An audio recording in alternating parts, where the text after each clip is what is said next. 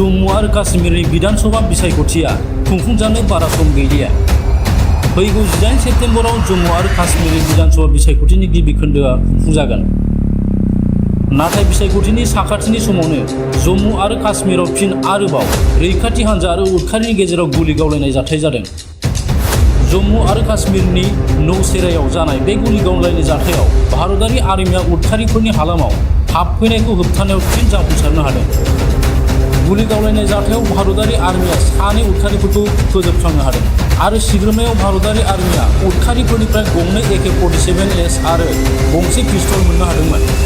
सानै उदखारिफोरखौ फोजोबस्रांनानै भारतारि आर्मिफोरा उदखारिफोरनि हालामाव हाबफैनायखौ होबथानो गोख्रैसिनै सिग्रोमनाय हाबाफारिखौ लादों होननानै मिथिनो मोन्दों।